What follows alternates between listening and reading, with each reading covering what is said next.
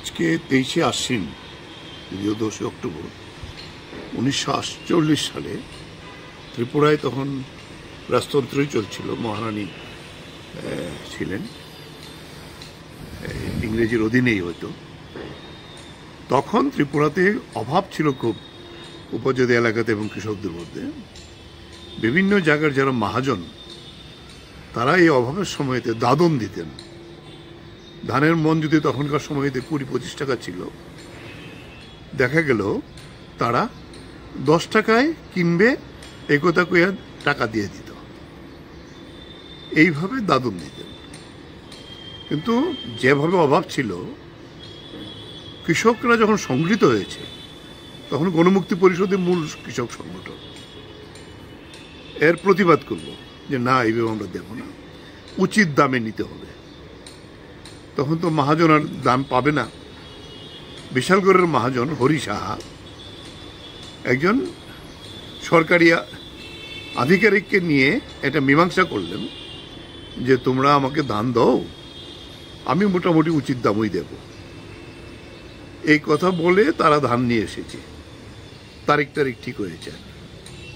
হরিষা গোপনে তৎকালীন বিশালগড়ের যে থানার বড়বাবু ওসি, ওনার সঙ্গে গোপন পরামর্শ করে আরেকটা নৌকাতে, তখন তো আর এই রাস্তাঘাটে তো ভালো ছিল না, নৌকাতে আসতো, এই বুড়িমা ঘাট বলে এটাকে, গোলাঘাটির, সেখানে নৌকা ভিড়ছে যখন, তখন কথাবার্তা বললো যে ধান দো। ওরা বলছে যে আমাদের টাকা দেন, না হলে ধান আমরা দেবো না। এই নিয়ে কথা কাটাকাটি হচ্ছে। এই সময়তে আরেকটা নৌকাতে লুকিয়ে থাকা যে পুলিশ তখন গুলি করে ওইখানে জায়গাতেই 13 জন প্রচণ্ড আহত হয়েছিল, পরে তারা মারা গেছেন, এমনকি চিকিৎসারও সুযোগ ছিল না। আমরা বলবো যেটা ত্রিপুরার কৃষক আন্দোলন গণমুক্তি পরিষদ দিয়েই শুরু হয়েছিল।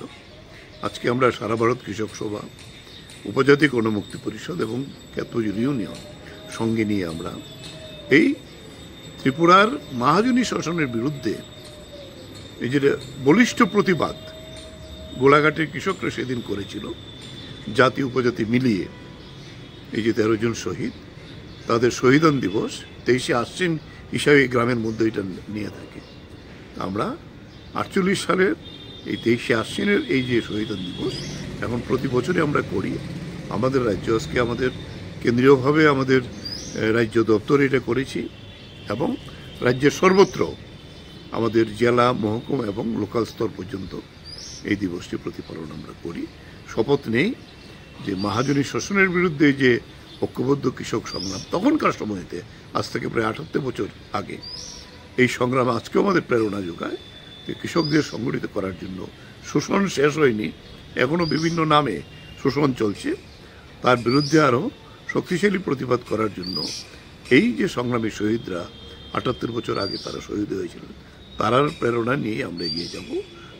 তাদের প্রতি শ্রদ্ধা জানিয়ে আমরা প্রতি বছরই এই দিনটিতে এই কর্মসূচিটা গ্রহণ করে থাকি। Thank you.